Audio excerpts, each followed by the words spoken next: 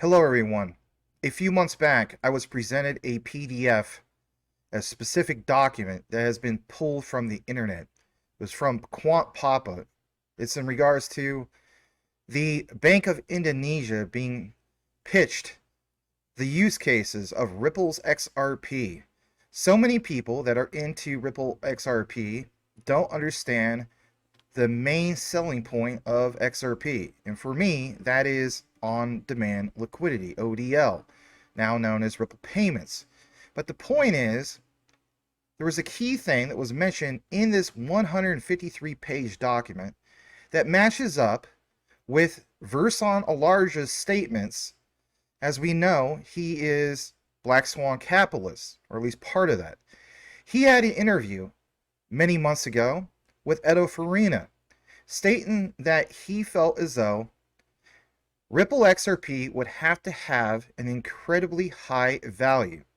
One of the things he mentioned was basically like $10,000 per XRP. Now, I went through some of the comments just like a lot of other people did, and most of it was negative. People stating that $500 trillion market cap is what XRP would have to be in order for us to reach $10,000 per XRP. And some people say that's absolutely mathematically impossible. There's not that much money in the world. But I decided to look more into some of his statements, and more in particular, understanding, does he have something when it comes to what was mentioned about a price that was already predetermined? That's something he has consistently said more than enough times, more than once, I should say.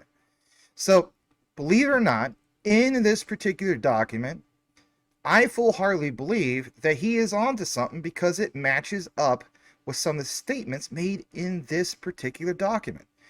Consider sticking around to the end of the outline. If you're the type of person that is thinking about getting into Ripple XRP or hold it, you might want to listen to this one. I'm telling you flat out, it took me a while to present this to you in a way that we could all understand. But man, oh man, the research should show you something that you might not have even realized, whether you're a long-term Ripple XRP veteran or not. So I'm going to go ahead and play this particular video from him. We'll come back in a bit. Again, smash the like if you haven't done so already. Let's jump into it. Here we go. I stated that the IMF would set the price of XRP. And I want people to think about it like this. And I've been in many of my dad's meetings when I was a younger boy.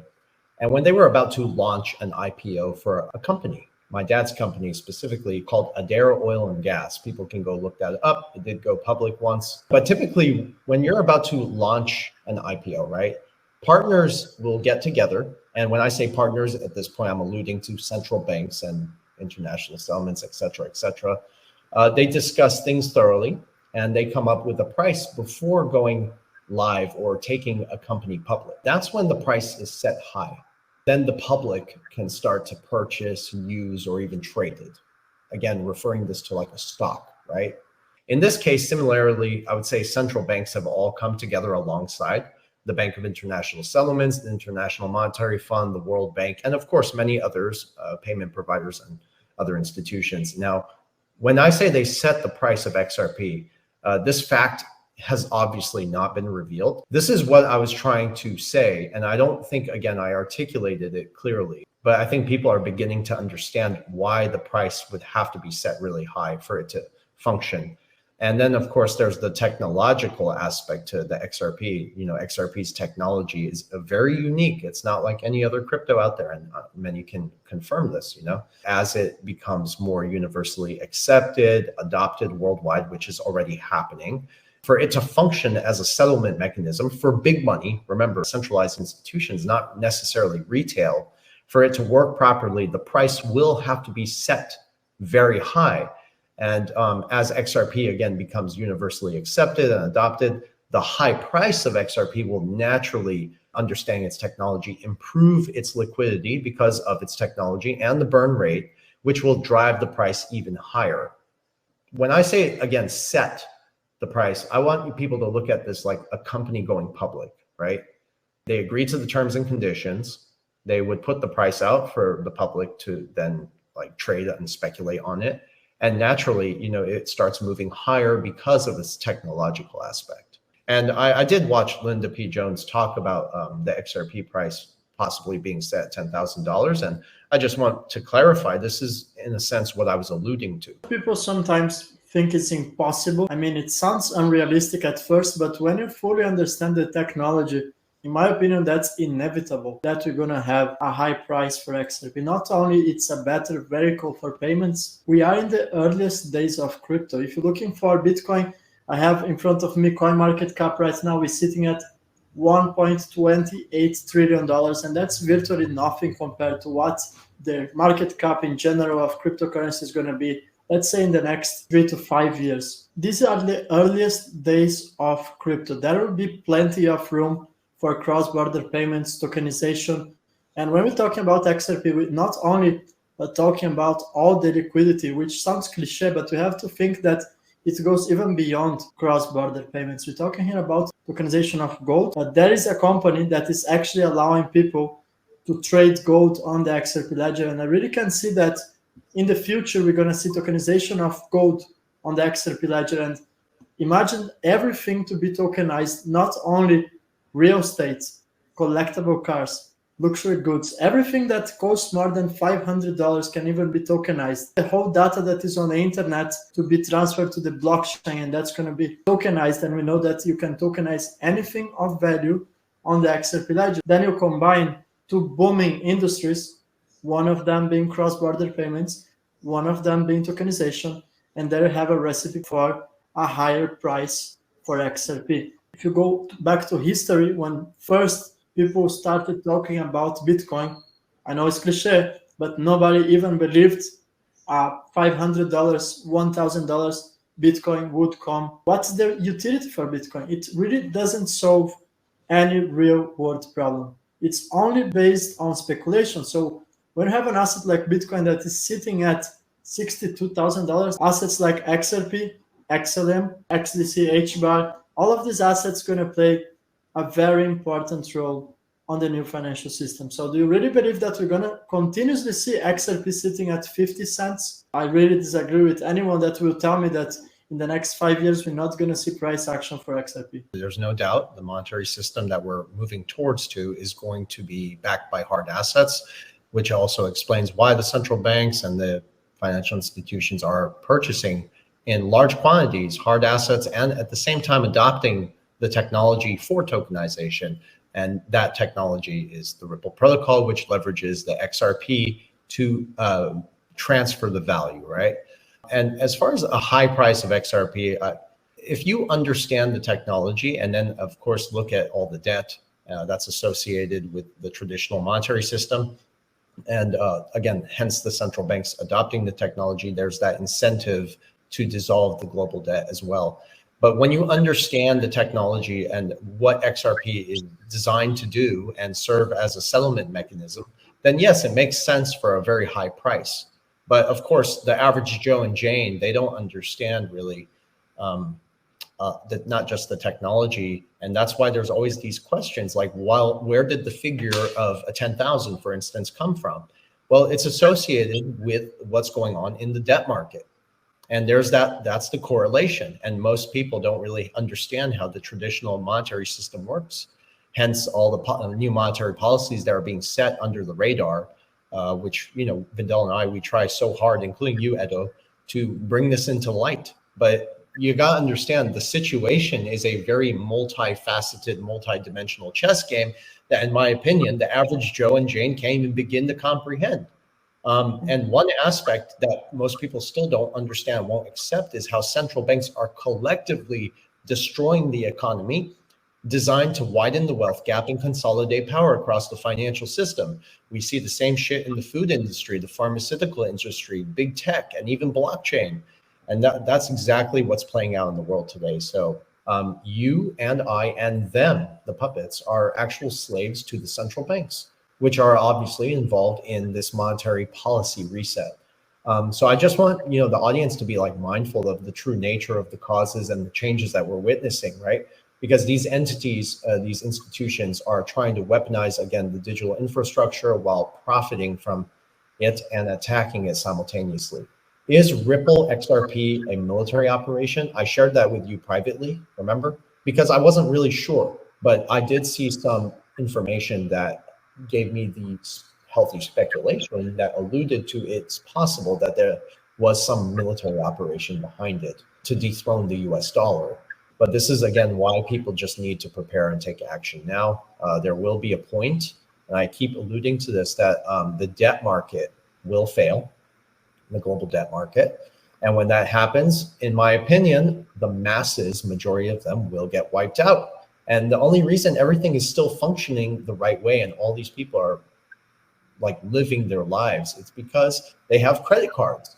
But one day that will stop. And again, they are going to issue more debt because debt gives the central banks more control. And that's why they're trying to keep you in the dollar. Hence, Senator Warren's bill, Treasury Department, and even the Fed suggested, and I'm not kidding, this article came out like 2 days ago, Robert Kiyosaki covered it, and they said that they could tweak the Constitution to enforce people to transact in the dollars. And again, that ties us back into the anti-crypto bill, which is incredible. They don't want us to make money, but at the same time, this is a problem reaction solution cycle designed to control the masses. It's part of the master plan, and this even ties back to the United Nations. So as you can see, he mentioned specifically, as in Versan, about price. Was it predetermined? You know? And if anything, like another thing that was brought up to my attention was years ago, there was a certain amount of XRP that was given to banks. Who are those particular banks? Well, I don't have all the answers for that. But in the research I've gathered, I wanted to get into the nitty gritty of what I thought was important and bring it to you guys. So let's jump into that right now. What is the PDF I'm referring to? It is this one, and it's basically called the Proceeding Payment System and FinTech 2019 PDF.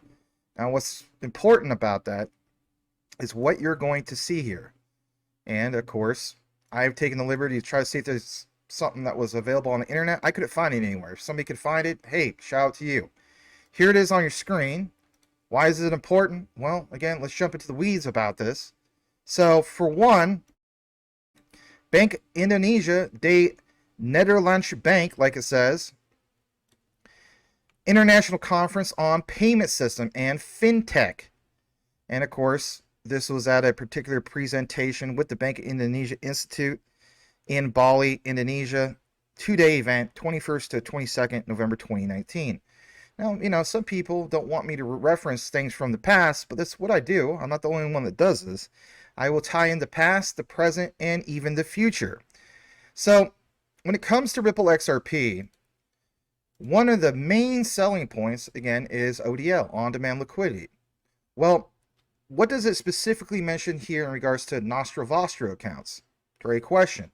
So we get into it, you will see here some key areas. So number one, let's take you to it. It mentions here that this guy had a question, of course, to Cigar, who is no longer with Ripple, but, you know, he's now with Fireblocks. But, you know, Fireblocks is basically partnered with Ripple. He had a question, of course, to Cigar, because Cigar is the guy who presented this. He says, my name is Arifin from Bank Indonesia. I'm interested about de-risking the correspondent banking phenomena, like the IMF reported in its 2017 paper. To address the problem, is it necessary for the central bank to take real actions? For example, we have developed foreign currency clearing and settlement domestically in every jurisdiction. My second question is for Ripple. Does your solution also address this kind of problem? If I understand this phenomenon, domestic banks in one jurisdiction cannot access correspondent banking services in another country, right? Therefore, they cannot open a Nostro account. Using Ripple's solution, would you still need to have or open a Nostro account, or does the product resolve this kind of problem? Thank you. And basically speaking, the moderator kind of reiterates what he says, and then basically there's kind of an answer in regards to this. So, you know, it goes on to mention that from the perspective of Cigar, he answers it pretty clearly. He says, at the risk of repeating himself, he will quickly summarize the presentations. And again, I don't want to read 153 pages to you guys, so you're going to have to hear me out. But he mentions about the two main products of Ripple. The first product is about connectivity using the Internet Ledger Protocol. As we know, it's called ILP. And that does not have a crypto asset, but the product assumes that you need a funding relationship with each other or through Nostro with the correspondent bank. That is the first product for which pre-funding is required. The other product solves the weighty problem of pre-funding, which basically means that if we do not want to rely on a correspondent bank, you can basically leverage a digital asset to source liquidity on demand in real time, but the big dependency there are regulations.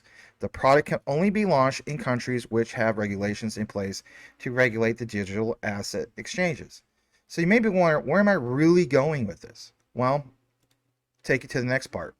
Because remember how Versan specifically mentioned that, for example, he mentioned that like there was an amount of XRP, I've heard this whether it's from him or other people, that was given to the banks, okay? Well, this is some of that reference. He talks about, as in from Cigar, that a while back in 2016, they, as in Ripple, came up with an experiment with 12 banks that did not have any pre-funding relationship. And that, basically speaking, they looked at some of this, and instead of having a pre-funding relationship with each other, they came to the conclusion that banks and payment providers can leverage digital assets to sort liquidity in real time. And again, they gave a bunch of XRP. Literally says they gave it to them. They gave a bunch of XRP to those first banks and asked them to participate in this experiment to settle using XRP as a bridge asset to connect fiats. Now, years later, I think roughly the next year or 2021, there's reference to this, and it states from like CoinDesk and other sources that, there was some particular banks that were holding this in their wallets, okay? But it was never really disclosed specifically who those banks were. I don't know if that's still because of NDAs, and I'll give you guys some research on which ones I think those are, but it's that experiment, okay, about what they gave those initial first banks.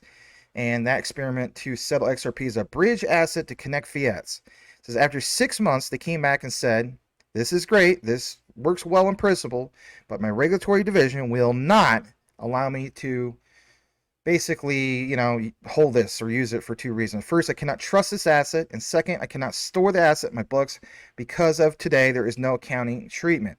There are no requirements for how you treat a digital asset on a bank's books. Consequently, I will not hold it or use it as you're asking me. Maybe in 10 years this will change, but as of today, I will not use it. Okay, so that was 2019. So does that mean that they would hold it in 2029? Well, here's the thing. Cigar and Ripple went back to the drawing board. They came up with a new product, which basically looks something like, and of course I don't have the slide for it at the moment, but instead of banks and payment providers holding crypto on their books, they could use crypto through a piece of software. It will take 2 minutes to explain how the software works, but imagine the customer of a U.S. bank wants to send $100 to the family in Mexico.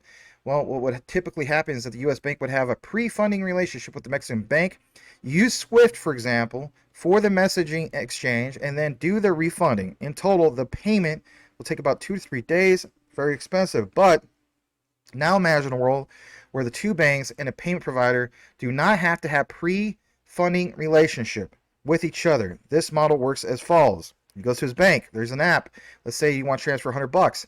The bank will have an account with a digital asset exchange in the United States, which is basically fully licensed and regulated by U.S. regulators. Immediately, the bank will ask the exchange to convert $100 into XRP. The exchange will send XRP to the exchange in Mexico. Through the XRP ledger, which is pure blockchain, the Mexican exchange will convert that $100 worth of XRP in, of course, pesos. And then he goes on to also mention that the Mexican bank appointed provider will have an account with exchange, and then the payment provider will initiate the final payout. The entire transaction takes place in about 30 seconds. no pre-funding in this system, and banks are not even exposed to crypto because what they are doing is maintaining an account with the exchange, and the exchange is the conversion from fiat to crypto, and the other hand from crypto to fiat. The banks are not, and I repeat this, not exposed to crypto, and because XRP Ledger does not use the traditional proof of work mining, the ledger itself is highly scalable and extremely fast. And basically goes on to mention that furthermore, the transaction cost for transferring 1,000 or 1 million is less than 0.0001 cents. So 0.4 zeros and a 1 cent. I'll give you guys an example here in that bit, but most importantly, the banks are not exposed to the crypto wallet because it is so fast. Even if the price is moving during those 30 seconds, the software itself has a mechanism to make sure that none of the parties involved will incur a loss. Understand, guys, that when we talk about what separates Ripple XRP from the other ones is things like this. So I wanted to get into something in regards to something recent from the BIS.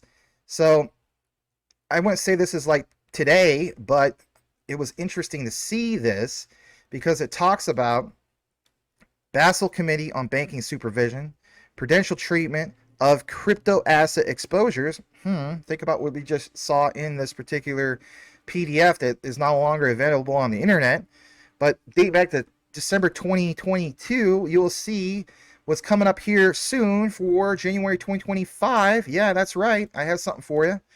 So it mentions specifically here a management of reserve assets. This is from the BIS.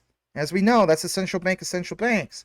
The governance arrangements relating to the management of reserve assets must be comprehensive and transparent. They must ensure that, quote, the reserve assets are managed and invested with an explicit, legally enforceable objective of ensuring that all crypto assets can be redeemed promptly at the peg value, including under periods of extreme stress. Extreme stress? I don't know, maybe like another, issue of possibly a recession, things like that. You got to have scalability. I have to have the same user experience as the next guy. The next bank has to have the same, user experience. You have to have scalability, but they talk specifically about how, for example, you have to have a resilient framework and it has to exist to ensure the availability and safe custody of the reserve assets. And more importantly, a mandate that describes the type of assets that can be included in the reserve must be publicly disclosed and kept up to date. So that's a call to action, okay? How about this other part? Reserve assets are subject to an independent external audit at least annually to confirm they match disclosed reserves and consistent with the mandate. Here's an example.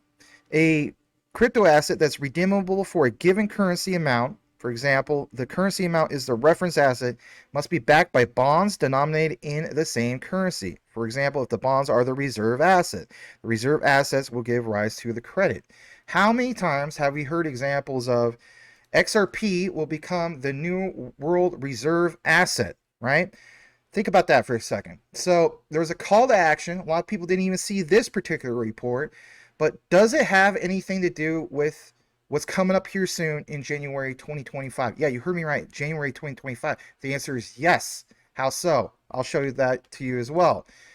Jumping into the next part about this mandate, the prudential treatment of crypto asset exposures from the BIS on this particular document talks about that in June of 2022, the Basel Committee on Banking Supervision issued its second consultation on the prudential treatment of banks' exposures to crypto assets. Is this in line of what was pitched to the Bank of Indonesia from Cigar of Ripple? I think so, but there's more.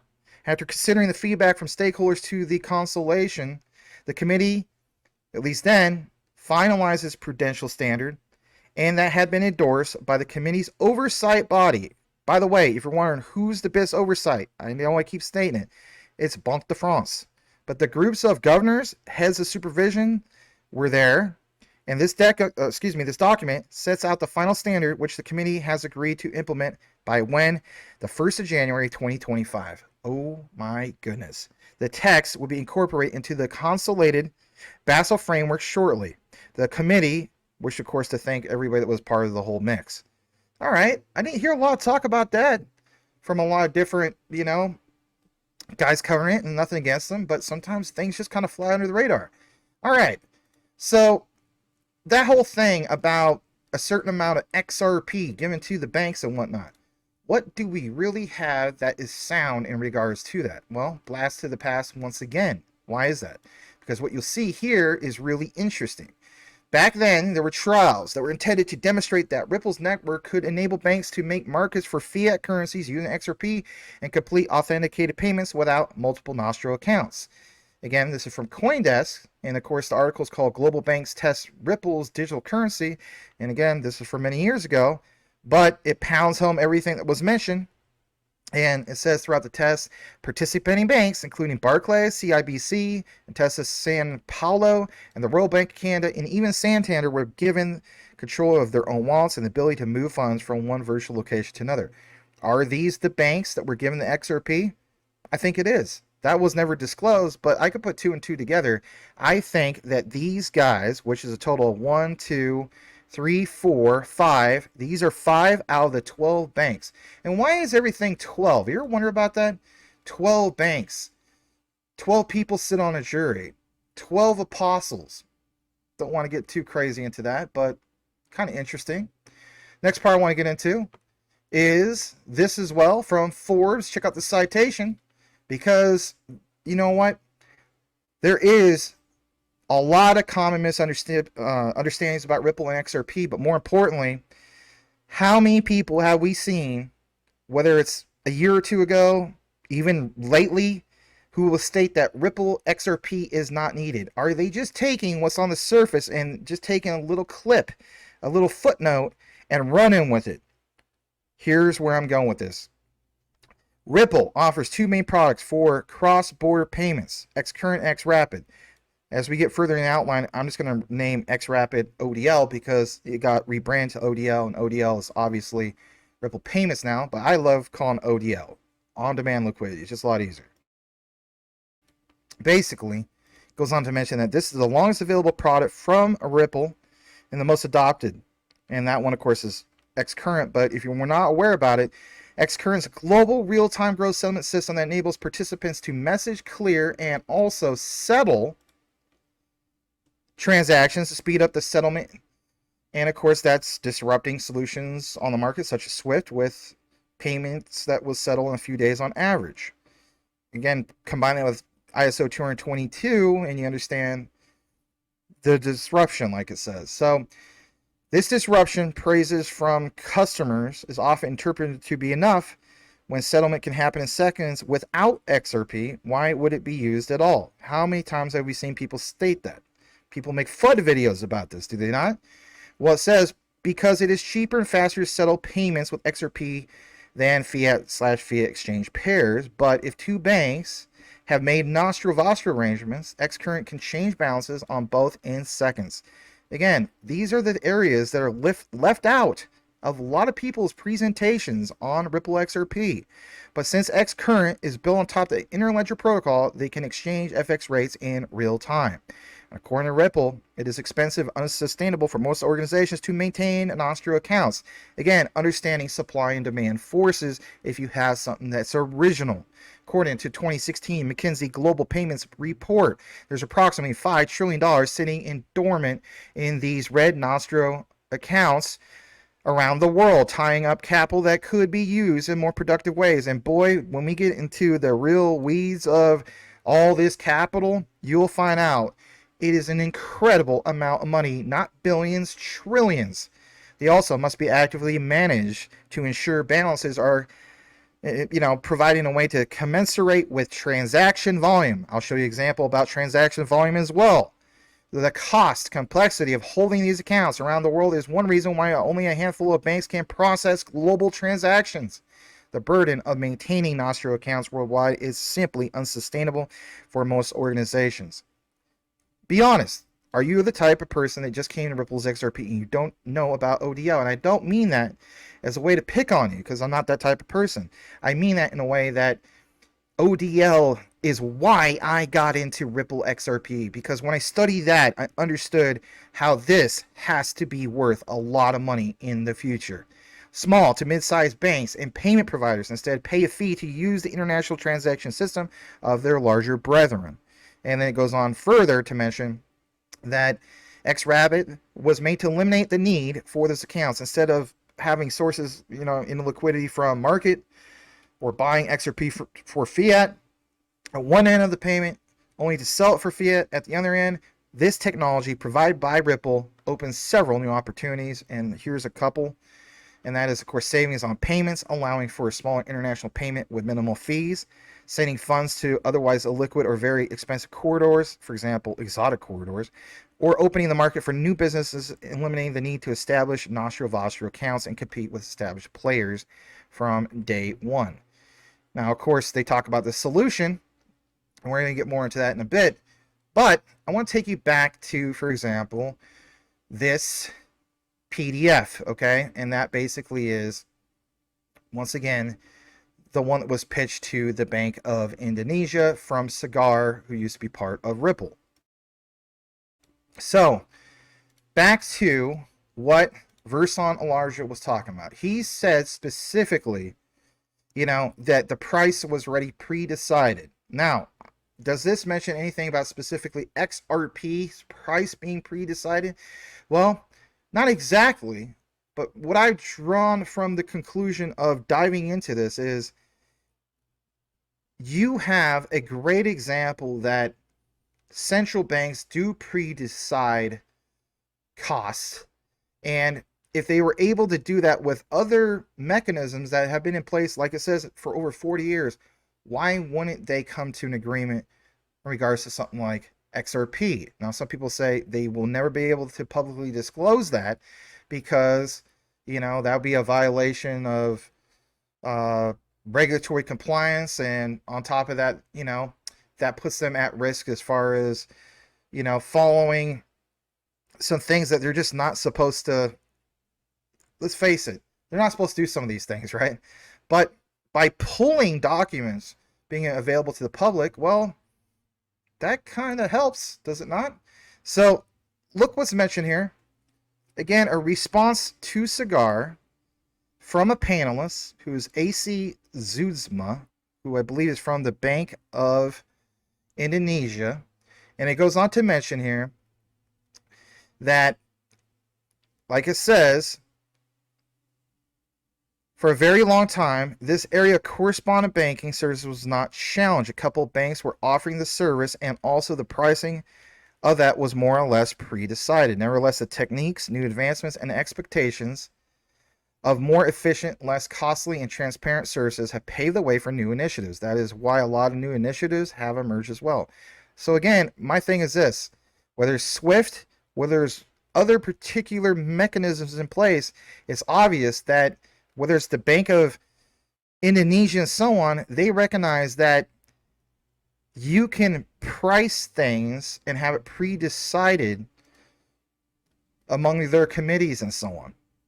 We're not oblivious that they can't do it. That was something that was mentioned, and that definitely caught my attention because of that particular interview that we all just saw. All right, a little bit more about this. Versan was talking about, a high value, $10,000 per XRP. Now, of course, this doesn't mention $10,000 per XRP, but one thing I've gathered was when it talks about some of this stuff in regards to FMIs. So it goes to state that FMIs, on page 77 of the 153-page document, FMIs and payment systems are exactly in such places such as large value payment systems. Think about, obviously, that system. And central securities depositories. And for those who just want to disrupt the financial system, attacking global CCP can be very tempting, but they're aware that they're not encouraging them to do so, but they can understand that there could be a very effective way to attack the global financial system through the infrastructure, obviously. But the challenges they face in strengthening the security of wholesale systems or wholesale payment systems. Again, back to the BIS reference, how many times do you see examples of wholesale CBDCs? Understand that there's big connections for the BIS when it comes to XRP and also Quant. FMI transactions are large value, intermediate, or not intermediate, immediate, I should say, and final. Due to the externality, your investment could also be for others, but there could be the risk of under investment because you did not price in the benefits of your investment. Goes on to also mention that the second challenge that they realize is that wholesale payment systems transactions are immediate, final, and very big with large value. Okay, so interesting to see some of the, terminology here. Transactions need to be settled very quickly. If you just stop transactions each time you spot an anomaly, it would really stop the whole floor of the financial system, but there's a trade-off. You can have many false positives and stop the payment system very often. That could really stop the whole floor. That's a challenge, and they don't have a solution for that. But this person has a great question. Alansky from Bank of Indonesia says basically, as you know, at least back then, the retail payment industry in Indonesia has evolved to a huge volume industry.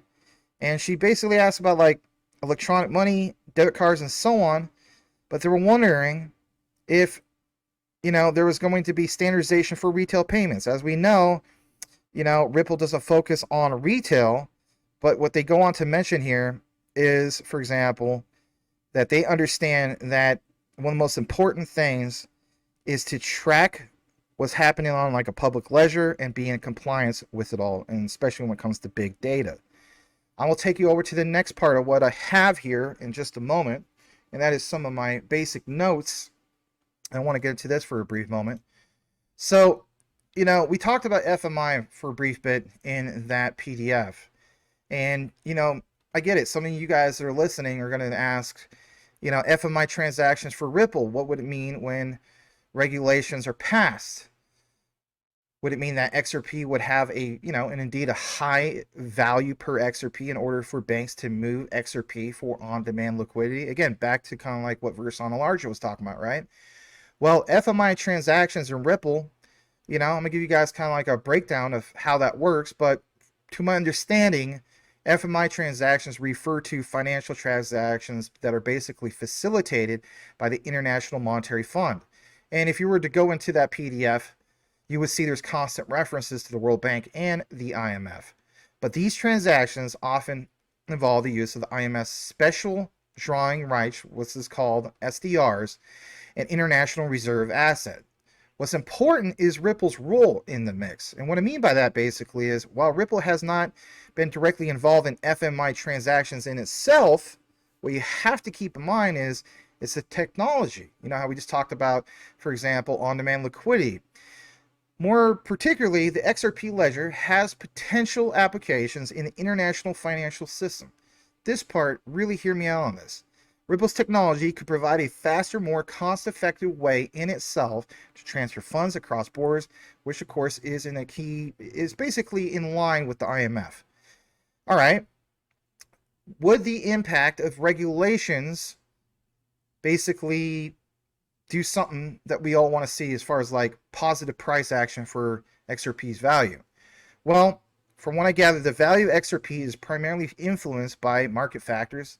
Obviously, supply and demand. I mean, it's not just XRP, right? That's a given for everything. But while increased regulatory clarity and adoption of Ripple's tech in itself could positively impact XRP's value, we have to note that the price is not directly tied to the use of XRP in FMI transactions. But this is where it gets good, because it brings back the whole talk of on-demand liquidity. If banks were to use XRP for on-demand liquidity, which obviously that was the main pitch for the Bank of Indonesia, the value of XRP would likely, of course, play a role. But how big of a role? Well, while I don't have the specifics, because I'm not a genie or a person that looks into a crystal ball, I can understand that the specific value required would depend on various factors. And what would that include? Well, let's talk about three main things moving forward. And that is the transaction volume. Now, how we talked about that earlier. So higher transaction volumes would require, of course, more XRP to be held, of course, in a reserve. Now that sounds bullish, but regulatory requirements would have to incentivize that. Say what you want, those two examples I just gave you from the BIS has a call to action, because it talks about the mandate. And if anything, would it say January 1st, 2025? Why would they prepare them all that time? Think about it. Because they understand that there was already a mechanism in place where, for example, the banks would not incur a loss. So that instills confidence in regards to the utility of XRP, but you have to keep in mind that with regulatory requirements, different jurisdictions may have varying regulations, as we know, regarding the use of cryptocurrencies for financial transactions. Again, back to the example from the BIS. And if you want to check into that for yourself, just go to bis.org/BCBS and type in prudential treatment of crypto asset exposures, and it'll pull right up for you. The other thing I want to jump into is a little bit more in regards to market dynamics. Let's face it, it needs to be talked about. So the overall market sentiment towards XRP and cryptocurrencies in general, of course, would influence its value. But the way I look at it is, it's the underlying tech for Ripple XRP. You better believe it has the potential to be used in international financial transactions. We're seeing so many different partnerships pop up. It's like Ripple already laid down the framework to get that done. We could appreciate that. Now it's trying to get to that point of, all right, regulations being passed. You know, say what you want. In my opinion, I look at it like this. There's a lot of other payment providers out there, but I look at them from this analogy, and that is they're like firecrackers, if you will. Yeah, they will be lit and maybe see a little bit of price action. But the way I look at it is Ripple XRP is like a whole slew of giant mortar shells and with giant fuses coming out.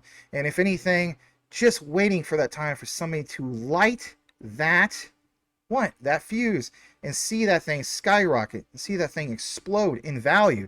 Because in reality, regulations being passed is what's going to take for that to happen. So would we very well see, for example, this being used by international markets? And would that kick in like robust financial transactions? And would those be facilitated, of course, by the IMF?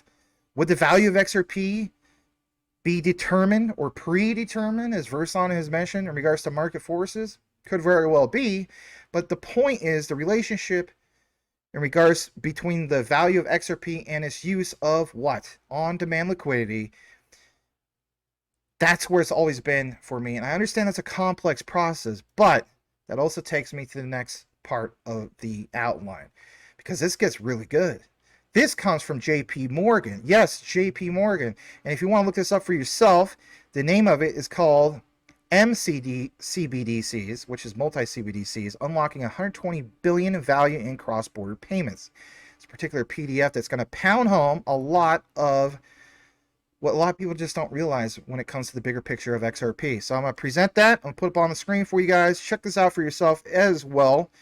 And basically, I mean, look at some of the statements here. Okay, so I'll try to blow this up just a tad bit more. And it says on page 5 of 35 that global corporates move nearly 23.5 trillion across borders annually. Now, annually, that's a lot of money. So for people who are saying that there's no way that Ripple XRP could have a market cap of 500 trillion, I get that. And it's going to get better here in a bit. But the whole idea that they predominantly rely on wholesale cross-border payment processes of correspondent banking networks that cost approximately 120 billion transaction charges annually, or roughly a third of Singapore's GDP. My God. But almost all the multinational corporations interviewed, especially those with frequent cross-border trades, have expressed issues with the current cross-border payment system. Think about that for a second. Goes on to mention, namely, high transaction costs, $27 average cross-border fee per transaction, including FX. Long settlement times, not uncommon for payments to take 2 to 3 days, like I mentioned from that Bank of Indonesia PDF. But yeah, to reach the beneficiary, you know? And of course, lacks transparency. So here's the example, everybody. Plain as day. Exhibit 1, cross-border transactions, volume, cost, and time. Look at this, transaction volume. This is back from 2020, so this is probably a lot higher, right? So in a way, I'm kind of lowballing here.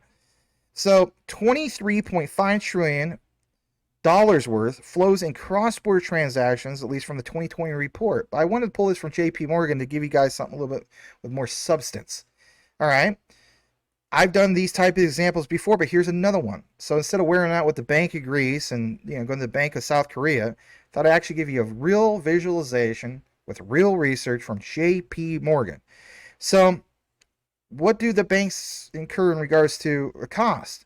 Well, on that 23.5 trillion, it would cost them 120 billion, excluding FX costs, to spend towards the facilitation of cross-border transaction, so at least back in 2020, which equals to 1/3 of Singapore's GDP, because it comes out to $120 billion, and that settlement takes 2 to 3 days. My goodness. All right. Where am I really also going with this? Well, leads us back to the PDF. So back to the report from this deleted, I don't know, people want to call it secret, call it whatever you want, from what you see here, because it goes to mention that, for example, banks are not exposed to crypto because XRP Ledger does not use the traditional proof of work mining. Ledger itself is highly scalable, extremely fast. But it goes on to mention that the transaction cost for transferring $1 or 1 million is less than 0.401 cents. More importantly, the banks are not exposed to crypto wallet because it's so fast. I already got into this. But let's look at that number once again and understand it from a much larger scale. So here's the example I'm going to give you. All right, what is 0.401 multiplied by $23.5 trillion? Why am I giving that example? Well, I'll bring it back up on your screen because I want you to see it firsthand just in case you forgot about it, and that is this. Because when we understand this, if you take that number of $23.5 trillion, that equates to $235 million. And basically speaking, that's crucial for your understanding because, when you look more into it, this means that that is a savings for these banks of $510 million in itself, right? Exact amount is 510,638,000. It's probably more than that now because that's a 2020 report. That's a huge deal. That's a huge savings. So that in itself means supply and demand. This is what separates Ripple from a lot of the other competition, and banks obviously realize that. All right, jumping back to this for just a brief moment. I want to get into the next part of this because this is also very, very good, okay? So I want to analyze just a little bit more in regards to all of this. And basically, let's pull this up. So in my notes, what I've gathered is this. We need to talk about the elephant in the room. As we know, BTC has a max supply of 21 billion BTC, with 94.05% of that already in circulation. XRP has a max supply of 100 billion with 56.25% in circulation. Now BTC, as we know, about, 6 months ago, give or take, hit a recent all-time high of 73,750 per BTC. And XRP, of course, hasn't had an all-time high since 2018, which was $3.84. But with that said, when regulations are passed and banks are saving a $510 million on transaction costs on, for example, 23.5 million or trillions dollars worth of transaction volume annually, wouldn't it be safe to say that XRP would have a very high value per coin? Well, there's some points that need to be considered, and that is this. And that, of course, is the adoption of banks. But more importantly, if banks were to widely adopt XRP for cross-border payment, we would definitely see tremendous demand for XRP, and that in itself should cause supply and demand forces to cause XRP to go parabolic. To me, that simply makes sense. Some people don't agree with that, but you better believe that would be way better than a buy the rumor, sell the news event or SEC victory and stuff, because that's utility in motion. That would drive up its price. Well, leads me to the next part. Institutional investors. You better believe that increased institutional interest would also, of course, impact XRP's value, and we really see that. It just need to get to regulations being passed to, again, light that fuse. Some of you guys call it flip the switch. So, market competition. Some people have pointed out that, for example, there's other cryptocurrencies such as Stellar. I hold Stellar, big fan of Stellar. Or even Cardano, they're also designed for fast, efficient payments. But the bottom line is, people point out that these competitors could impact XRP's market share and consequently, of course, its price. That's a good point, but you have to keep in mind that, you know, there's got to be more to it than just that, right? So my thing also is this, okay? XRP's utility in itself, you have to keep in mind that, you know, XRP's utility as a cross-border payment solution provides obviously clear use case. I mean, ODL in itself separates XRP from the competition. While there's similar competition, again, it's understanding that sometimes, you know, when you look more into it, Ripple just has way more partnerships and so on. And it seems like it's a trusted solution. But you also have to keep in mind that we know for a fact that Bitcoin, as in BTC, won't obviously be used for, you know, cross-border payments because the scalability issue of 4 to 7 TPS, it ain't going to get the job done. But while XRP has a strong advantage, other cryptocurrencies like, you know, some of the ones that we mentioned, for me personally, it's understanding that XRP is more than efficient, and it's get the job done because it does have that potential for mass adoption, but mainly for those banks that are going to utilize it through ODL. So I want to take you to this other example, and I'm trying to answer questions that you guys have. And one of the things that was brought up in the comments was, for example, what are great examples of commodities that have high value to be hedged against inflation? I mean, if Bitcoin in itself is a hedge against inflation, then in the future, wouldn't XRP better be a better solution? Well, obviously the answer is yes, but I've always stated this in the past.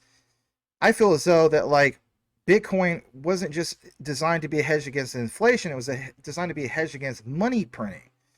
And as we also seen, Ripple's XRP through on-demand liquidity could very well be that solution, no pun intended, to provide a solution to prevent governments like the United States from going more and more in debt because, again, ODL. I mean, say what you want, instead of bailing out the banks with, for example, actual printed money, on-demand liquidity, you know, that provides a solution. So as we know, commodities as inflation, you know, hedges in itself, commodities have a strong underlying demand and limited supply, but have been historically been effective against, of course, inflation, or a hedge, as the saying goes. I'm gonna give you guys a couple prime examples. All right, I know it's a lot of material to get into. It's been a lot of reading today, but anyway, we've seen examples about gold. People say that Bitcoin is digital gold, digital property, as Michael Saylor would say. But gold is often considered the ultimate safe haven asset, and of course has a long history holding its value and appreciating during inflationary periods. But the whole point is it's a scarcity, and basically its universal appeal to contribute to its status as a reliable inflation hedge. Silver is similar to gold. Silver is a precious metal, as we know. It offers inflation protection, often used in industrial applications. It could also be increased, you could also help increase demand during economic growth. But when we see talks, whether it's from Larry Fink of BlackRock or some other organization, State Street and whatnot, about the tokenization of real-world assets, more in particular like real estate, well, residential property in itself, I mean, that's a great commodity. So what about having that represented on chain? Well, as we know, owning real estate also is a good inflation hedge because property values tend to appreciate, of course, over time. I've never seen an example, for the most part, long term where, you know, houses just went to zero. Houses are never going to zero unless it's like maybe Detroit. That's true. But the point is, terrific inflation hedge, right? Hedge against inflation. What about commercial real estate? Well, that's more volatile than residential property, but commercial real estate can also be a great hedge against inflation, particularly in areas with strong economic growth. The point is this: everything I'm mentioning will be represented on a chain, on a public ledger, right? Which brings me to the next part, and that is understanding energy commodities. Oil, for example, is a great example. Even that can be represented on chain. Natural gas, coffee, like Stellar, for example, has a thing called decaf, right? Those are great examples. Wheat, agriculture, but all these things are definitely representations that can be put on chain. So a lot of people have also pointed out that you cannot compare Ripple XRP with Bitcoin because of the supply, 21 million versus 100 billion. And that's a great way of looking at it, but the way I look also is compare the utility. Some people say it doesn't matter, it's basic math, but hear me out on this. In the nascent days of Bitcoin, when it all was still a niche concept with a price tag measured in mere pennies, many were skeptical, of course, about its potential or full potential. Few could have imagined that the digital currency would one day reach some of these crazy prices of $70,000+. But the point is that early skepticism.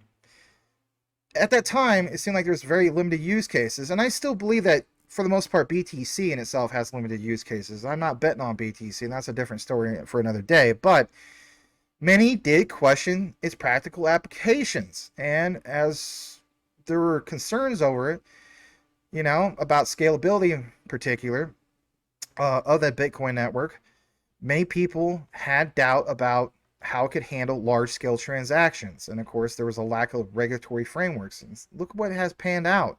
But in the early days, after reaching a high of $30 in 2011, were you aware that it just plummeted to just a few cents?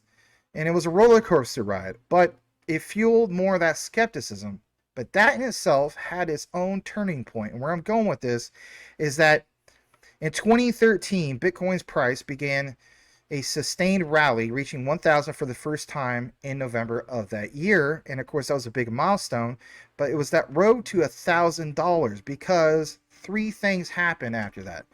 They saw increased adoption and acceptance. There was institutional investment. There was institutional investors, hedge funds, venture capital firms. They all looked to legitimize Bitcoin. But what about legitimizing things like Ripple XRP? Which brings me to my next particular discussion. And I don't have examples on the screen, but again, these are just notes. And that is this. How many times have you heard me talk about the mandate for all banks to be on the new ISO 222 system by November 2025? Would that likely have an impact for the price of XRP? Well, keep in mind this. It's XRP's adoption rate. You know, if you combine that with a few factors, whether it's ISO 222 mandate or regulatory compliance, or finally just having regulations being finally passed, not just around Europe and Asia and so on, but specifically United States, XRP would definitely see increased demand for its coin and, of course, drive up the price. But for me, it's understanding that yeah, there's a lot of market speculation, but it's a huge opportunity going forward to buy at this particular price levels, which brings me to the next part, and that is central banks in XRP. You know, you have to keep in mind, people have pointed out that, you know, would there be ever a lockup because there's no burns for XRP? Well, that's true, but locking up XRP would definitely also drive up the price significantly. Now, some people point out you would have to lock up a ton of XRP in order for the price to absolutely soar, and that is true. But I want to jump into the next part of what I have, because in reality, you have to keep in mind some new recent developments, and that is this. This is from Crypto's News Flash. A lot of people have been sharing this, only this particular part, and I want to share this with you as well. What do I have? Well, look what it shows on the screen. Are Elon Musk, the IMF, because we mentioned them quite a bit today, and also the World Bank, are they setting the stage for XRP in the global financial system? This was printed in tabloids everywhere, September 2nd, right? Just a couple days ago. I thought I'd bring this to you guys. Didn't want to just be like everybody else, but I like the idea that we are seeing XRP grow more in popularity, and the whole idea that it could be possibly linked with Elon Musk and the International Monetary Fund and also the World Bank tells me specifically that this pounds home a lot of the research. So it says, growing debate in the crypto community concerning XRP's future role in global finance, and that over the weekend, Versan Aljarrah, back to Versan, founder of Black Swan Capitalists, pointed out Musk's involvement in Ripple Labs, and the founder noted in an X post that Musk's connection to Ripple is part of the large narrative that includes XRP in the new financial system. Says he noted that Musk's relationship with Ripple is no secret. He recalled a time when Musk and Peter Thiel once supported OneCoin. According to him, this was shortly before OneCoin rebranded to OpenCoin, and later, of course, Ripple under the leadership of Chris Larsen. The founder's recent disclosure comes only shortly after crypto-friendly lawyer Fred Rispoli made a bold proposal to Elon Musk. Notably, Rispoli urged Musk to consider integrating XRP into his X payments platform. This suggestion could mark a major transformation for XRP. It comes shortly after Ripple Labs and U.S. Securities and Exchange Commission legal battle ended. As highlighted in their previous article, Judge Annalisa Torres ruled that secondary sales of XRP are not securities. The verdict has helped provide greater regulatory clarity, strengthening investor confidence in the digital assets. Nonetheless, Ripple was ordered to pay a $125 million fine, of course, to institutional XRP sales violating federal securities laws. But it's that role of XRP in the financial payment system. And this is good. I mean, this is a lot verbatim, but this is good stuff. In a related post, Aljarrah noted that the World Bank and the IMF have consistently featured XRP and stablecoins in payment discourse. The founder thinks that this is not coincidence, but the foundation of the monetary system. Meanwhile, Ripple has preserved a brand identity connected to the financial transactions since its founding. XRP is already being used to solve key financial problems in the crypto space. For example, XRP is a bridge currency in cross-border payments, offering instant settlements at lower charges. So, is there anything more? Well, it gets good because they have a recent analysis. Bank of Russia began exploring XRP in the financial system only back in 2018, and we've seen people talk about this. You know, the green guy, right? Based on the details, the coin was leveraged for cross-border remittances with plans to solve digital payment needs. Moreover, Ripple strongly believes blockchain-based payment solutions may become invaluable to local banks. As noted to their earlier post, the payment company provides local banks with blockchain-based solutions to help small and medium enterprises overcome the hurdles of traditional cross-border transactions. So that's all worth pointing out. I'm not going to read the whole article, but that's definitely worth pointing out. All right, which brings me to my next part. The whole thing of the IMF. Now, you got to keep in mind, back to this, because some people question the whole thing of the IMF and also the World Bank. Were you aware that they recognized at that meeting that Ripple came to them with a new product, and the Bali FinTech Agenda, which is BFA, was the core work of the IMF and the World Bank? And they did get a lot of debate of, the use case, but they stated that they had a policy with the IMF, and it was a joint project between the IMF and the World Bank because they understood that, do they need to take this seriously? And more importantly, they sat together with the World Bank. And of course, they came up with an agenda back in 2019, or 2018, I should say, to adopt this technology, but more importantly, the IMF and the World Bank coming together. So I think that's worth pointing out as well, because that pounds home more of what Versan was saying. All right, what about, again, back to on-demand liquidity? Well, when Sagar Sabharhai wrapped things up, he mentioned specifically in this Bank of Indonesia erased PDF that basically speaking, he realized that it's all about first product connectivity, and that the interledger protocol, while it doesn't have a crypto asset, the product assumes that you need funding relationship either with each other or through a Nostro account with the correspondent bank. That is the first product, for which is pre-funding is basically required. But the other product solves the weighty problem of pre-funding, which basically means that if we do not want to rely on correspondent banks, you can basically leverage digital asset to source liquidity on demand in real time, and that will be the big dependency for regulations moving forward. But again, that call to action for January 1st of 2025, that's really, really interesting to see how this all came into fruition from the past, present, and even the future. All right, a little bit more notes from myself.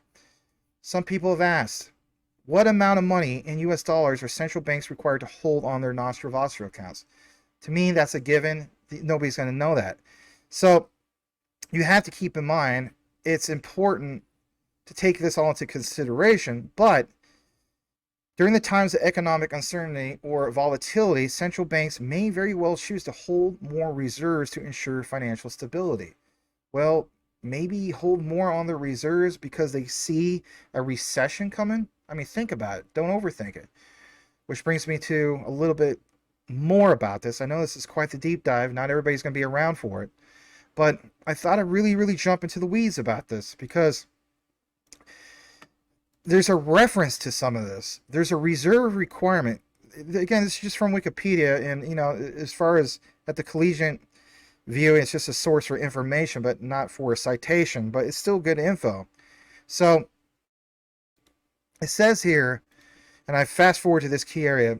There's policy objectives in regards to a reserve requirement. One of the critical functions of a country's central bank is to maintain public confidence in the banking system. As under a fractional reserve banking system, banks are not expected to hold cash to cover all deposit liabilities in full. Think about that. Think about that. Wouldn't that mean if they're not required, on-demand liquidity is where it's at? People ask me all the time, Max, what is like some of your, what is your top three, And consistently, what I always mention, QNT, XRP, tied for number 1, Stellar, XLM, number 2, Jasmine, 3, I'm always been consistent about that. And it's because of some of these statements. People just have never really truly researched Ripple XRP. But look at this, it gets good. Goes on to mention that they're not expected to hold cash to cover all those deposits, liabilities in full, but one of the mechanisms used by most central banks to further this objective is to set a reserve requirement to ensure banks have, in normal circumstances, sufficient cash on hand in the event that large deposits are withdrawn. Man, oh man, what happens when large deposits are truly withdrawn because they have no choice, and it is the next recession? Well, it gets on to the point of that. Says which may precipitate a bank run. Remember when all this happened? The governments, especially the United States government, had to bail out these banks, and we're still paying that cost. And as a result, what are we up to, guys? 34, 36 trillion in debt. But the point is, the central bank in some jurisdictions, such as the European Union, does not require reserves to be held during the day, while others in the United States, the central bank does not set a reserve requirement at all. Look at this. This gets also a little bit better. Goes on to mention, specifically speaking, that bank deposits are usually a relatively short-term duration and may not have what they call while loans made by banks tend to be longer, but this results in a risk that customers may at any time collectively wish to withdraw cash out of their accounts in excess of bank reserves. So back to that first thing, if you're still around, that we presented from that PDF of the Bank of Indonesia, stating specifically that banks would not incur a loss at all. All right, how about this? Bottom part. In the event that the bank experiences liquidity shortfall, may routinely borrow short-term funds in the interbank lending market from banks with a surplus. In exceptional situations, the central bank may provide funds to cover the short-term shortfall as a lender of a last, as a last resort.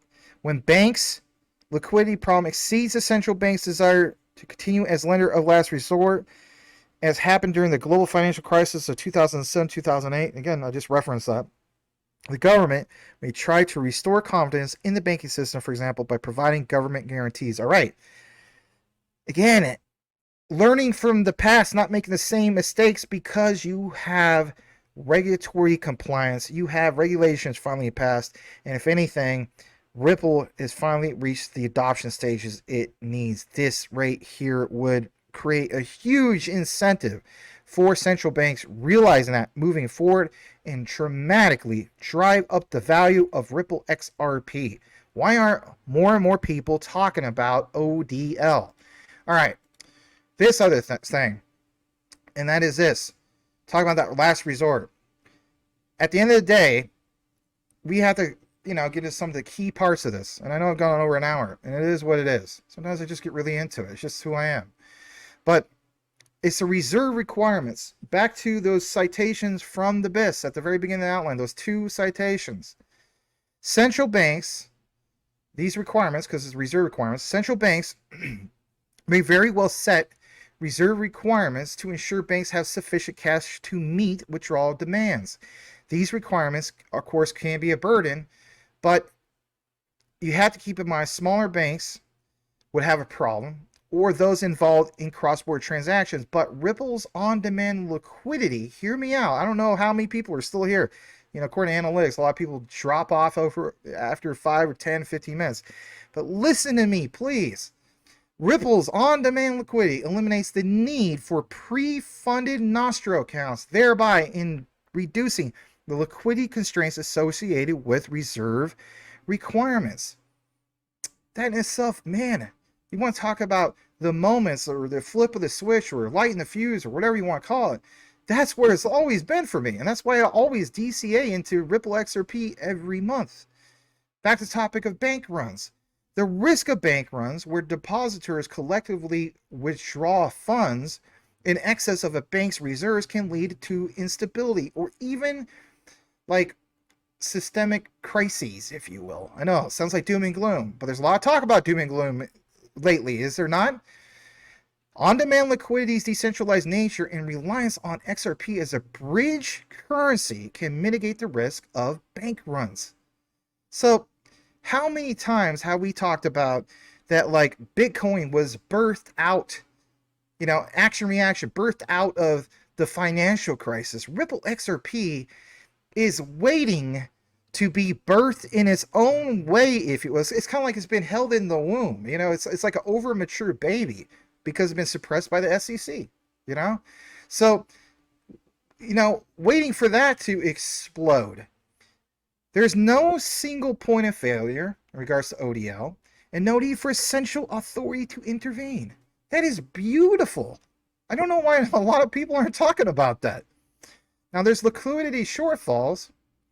Banks may experience liquidity shortfalls when they cannot meet withdrawal demands. On-demand liquidity provides a more efficient and cost-effective solution for addressing liquidity shortfalls, as it allows, of course, banks to access funds instantly. They didn't stutter, instantly, without relying on pre-funded accounts or interbank lending markets. All right. Would there be central bank intervention in regards to the whole thing? Possibly.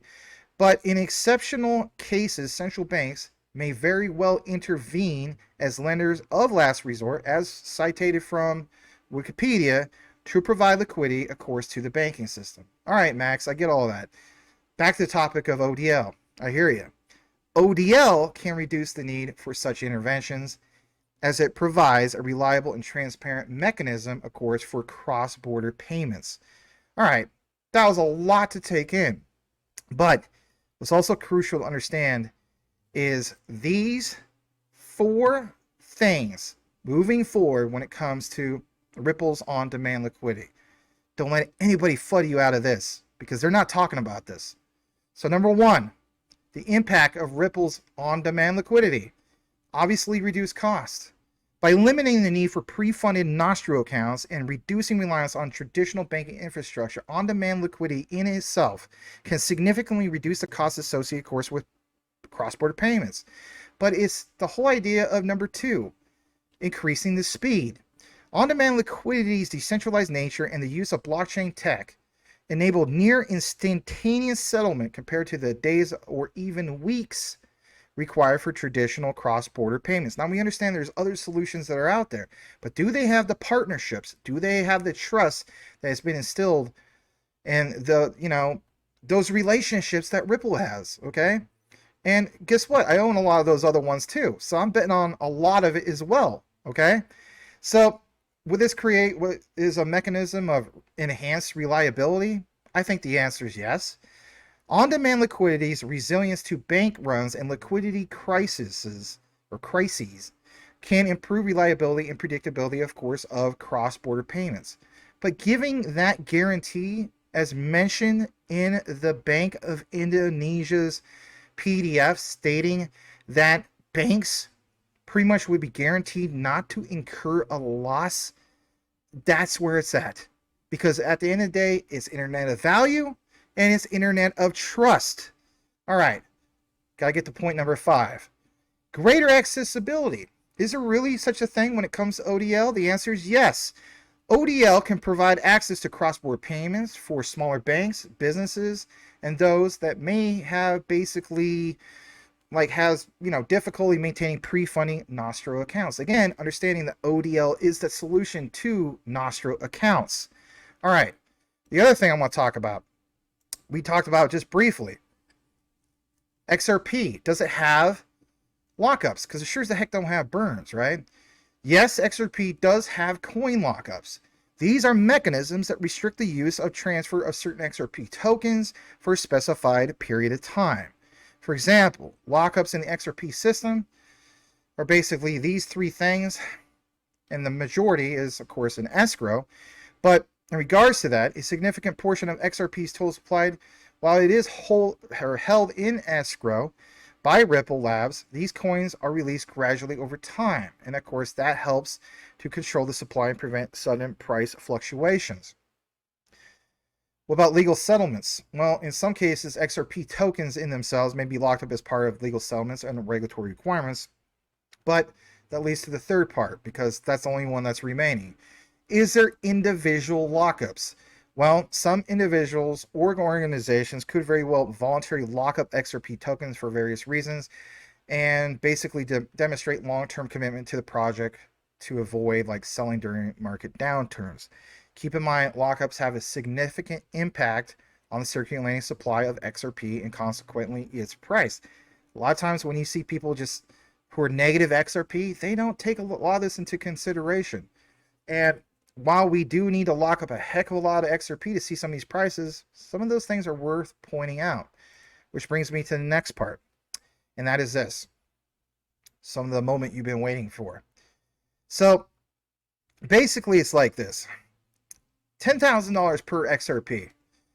That it would take a lot of money to do that, right? From what I gathered, it would take a $500 trillion market cap to get to a $10,000 XRP. But nobody's counting for lockups and, more importantly, central banks to lock up a significant amount. I mean, say what you want. If the focus is not on retail, wouldn't that make sense? People can agree or disagree with that. But what does people like David Schwartz always mention? 589. Everybody's talking about 589. Shout out to Tim Shea. I don't know if he stuck around this long. I don't even know if he's even watching this. But I'm always saying shout out to Tim Shea and represent the 589 district of the XRP army, right? But 589 is something that gets continuously brought up in regards to a goal for XRP, a milestone. Well, let's look at it. Basically, it's like this. You have to keep in mind that in order for XRP to hit $589 based on what's in circulation and, of course, this 100 billion max supply, if XRP was to go to $589 per XRP, the market cap would have to be approximately $27 trillion. Now, I will state this. I think that's actually being conservative. And some people say, are you out of your mind? You have to keep in mind, with what I'm going to show you here in a bit, it's the global stock market, for example. And that's just one example. How much is that really worth? Well, I'm going to get to that in a bit, but I want to get to the next part. Because other people are saying, well, I could see it's probably doing $589 per XRP. What about $1,000 per XRP? And again, we're not even close to what Versan and Aljarrah was talking about, right? Well, $1,000 XRP, okay? You got to keep in mind, that would make XRP $45.8 trillion. I also think that that is possible. And I know some people are like, you are absolutely nuts because BTC, you know, it hasn't even been up there, right? But how much more utility does XRP have compared to BTC? And some people are going to say, you lost me. You lost me completely. The math doesn't add up. You don't know math. Well, guess what? When I show you some actual research here in a bit to back this up, hopefully you still stuck around. Because that brings me to the next part. And that is this. How about a $5,000 XRP? Well, $5,000 XRP would mean that XRP's market cap would have to be $227.5 trillion. Now that sounds a little bit nuts, okay? So maybe I kind of come back a little bit on my statements of 10,000 per XRP. I don't know, but it's going to take a long time for it to hit some of these particular prices. Maybe people don't want to hear that, but for me, I'm going to treat XRP as like a true retirement investment, a real long-term hold, and maybe take some profits along the way. But thought I'd point that out there. That sounds like a lot. So $500 trillion market cap is 10,000, and 5,000 per XRP is 227.5 trillion. Now, some people say market cap don't matter. You're not taking into account other things. True. Which brings us to, again, another moment you've been waiting for. And what do I have? Let's go ahead and share this on the screen. This comes from visualcapitalist.com. And this is pretty valid, in my opinion. And I know that this will probably be one of my deepest dives, but that's okay. Not every day we can talk about Ripple XRP. So the $109 trillion global stock market in one chart. This was from September 27th of 2023. The price of this is probably higher than that at the moment. But the point is, the global stock market, not just our S&P 500 and the NASDAQ and all that stuff, right? And the Dow Jones. We are talking about the global stock market in one chart. So here it is. $109 trillion global stock market. Here's the global equity markets breakdown in 2023 alone. And this comes from an analysis from SIFMA. Global equity market as of the second quarter 2023. North America, Asia, Europe, Oceania, developed emerging markets. In 2024, it says corporate earnings growth across emerging markets is projected to outpace other major regions. Goes on to mention that, for example, and I'll take off some of that stuff. I meant to erase some of the HUD. Apologize for that. But it goes on to mention that, for example, in 2024, corporate earnings growth across emerging markets is projected to outpace other major regions. You saw from the EM, that represents 19%. The United States is 10%. And some of these other areas you see. But for the U.S., it's home to 39 of 100 of the largest companies in the world, right? You see Japan on, in the mix, Canada, China is a big player, Hong Kong, the European Union, UK, Australia, right? So that's all there. That's definitely worth pointing out, right? And then, of course, you see how it's broken down of, the world's major equity markets on global market cap. And you even see the United States at 46.2 trillion. But the reason why I'm sharing this with you guys is I want you guys to understand that when you see statements, like even from Goldman Sachs, that they project that the U.S. equity market capitalization will fall 30 to 35% of the overall global market by 2030, you also got to keep in mind that there's emerging markets, including China, India, and they forecast to reach 35% mark in the same time frame. So by 2050, the EM share is anticipated to far surpass the United States, rising to 47% of global stock markets. And of course, this is subject to change. The United States could turn it around, but I want to share that with you guys. All right, which brings me to the next part, and that is this. This is from Investopedia, and it is a good source. So here's the bottom line. I like this. Tokenized equity represents ownership rights in a company or enterprise using digital tokens on a blockchain network.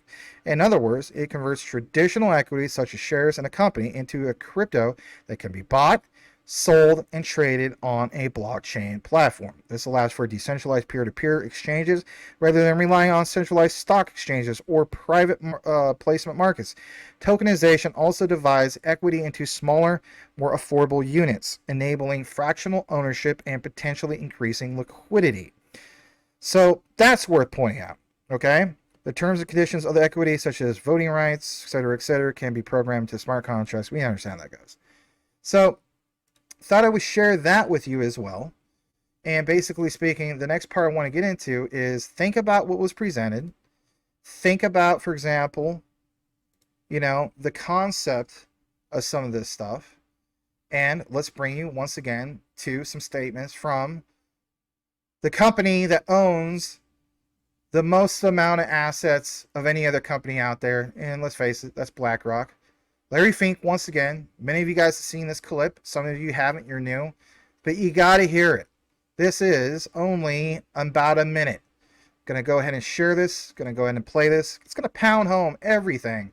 Because you want to know something? People have not looked into the bigger picture of things. They have not realized that, there's these particular statements. And I have other reports, about where the overall market, right, the global stock market could very well go to. And that's just a global stock market. It's not accounting for other things, right? Where it could really, really go to. So when we hear 10,000 per XRP, I think it's possible. Some people say it's not realistic, but it is possible, all right? I will lean towards that, and I will run with it. And if people think I'm crazy, that's okay too.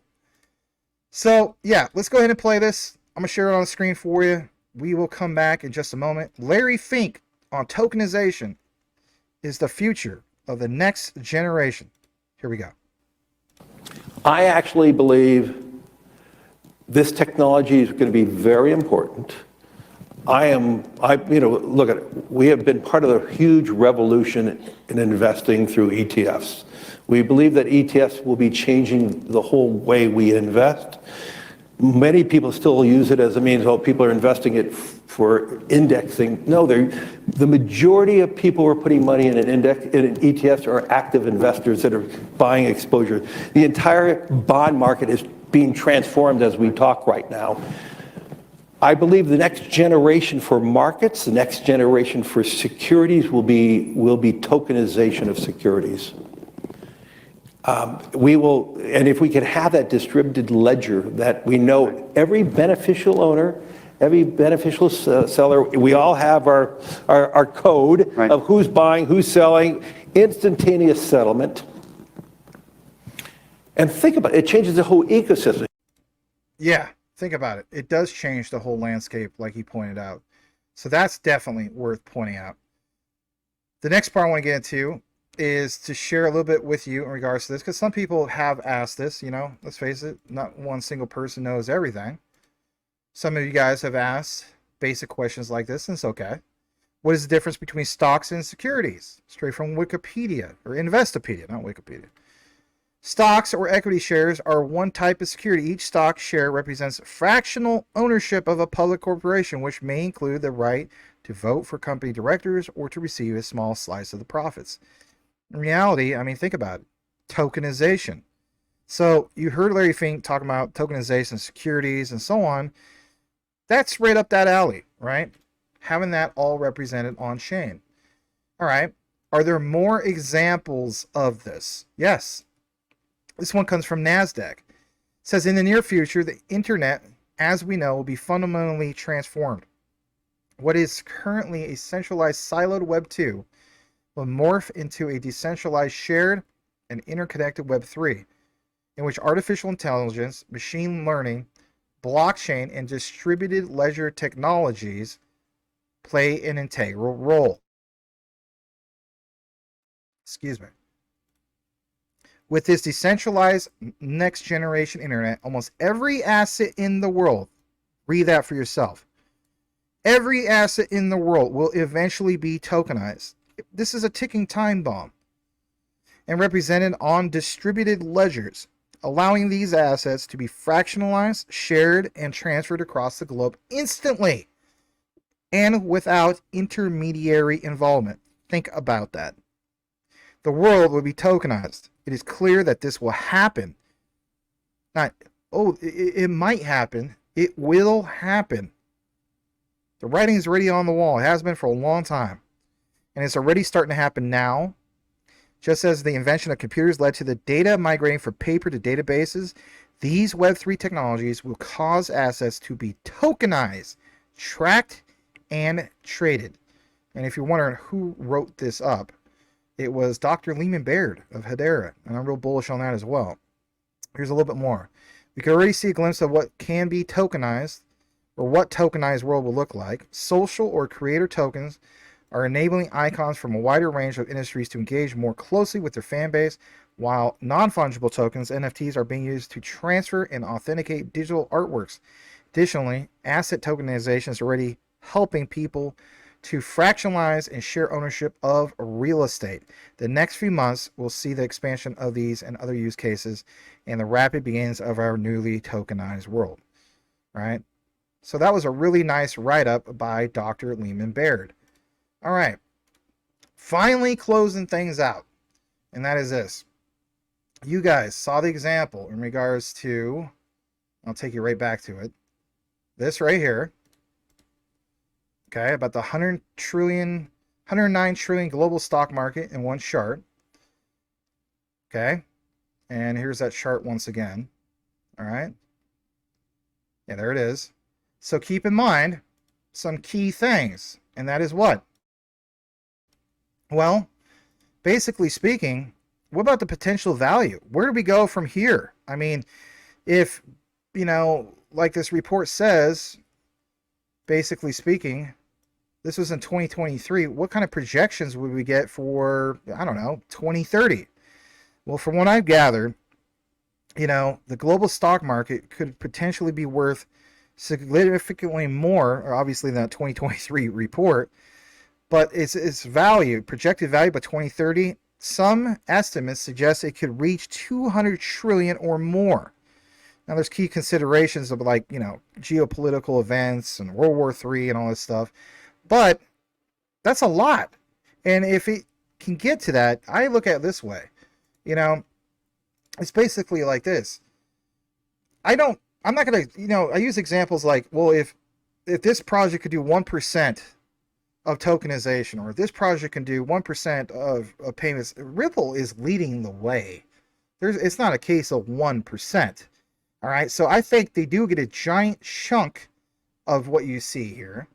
And, you know, 200 trillion for the global stock market by 2030, that's huge. And to have Ripple part of that mix, because we're going from even stocks being tokenized, that's a big deal. That's why they're putting so much emphasis on some of this stuff. So I would say, for the most part, this pounds home what Versan and Aljarrah was talking about. Next part. Let's get into this other example. All right, you guys want to go further than 2030? Some people don't like me talking like this, and I get it. All right. So the other thing I gathered is that by 2040, we should see, for example, some other big things. And that would be, according to some estimates, we could see the global, what do you call it? Global stock market up to 300 trillion. That's crazy in itself. I think it's going to be more than done by then. So, yeah, you know, maybe some people still don't agree with the whole thing at $10,000 per XRP, and that's okay. But the way I look at it is $589 is more than achievable. $1,000 per XRP is achievable. But you want to be more conservative, $589. I can honestly see now why that gets brought up so many times. With that said, if you stuck around to the end of this outline, I know it's quite a long deep dive, do me a favor and simply type in to the comments $589, and I'll know that you listened to the end of the outline. And I really appreciate you guys that do that. You guys have been doing this quite a bit. It is so appreciated. Thanks for tuning in. We'll see you on the next one. If managing your crypto feels like solving a puzzle, it's time to switch to Decent Wallet. Say goodbye to complicated setups and hello to Decent Wallet. the hassle-free solution to your digital currency needs. With just a few taps, you can manage, track, and secure your crypto with unmatched ease. And here's the best part. Grab your Decent wallet at a discounted price by using the referral link below. Don't miss out on making your crypto experience smoother and more secure.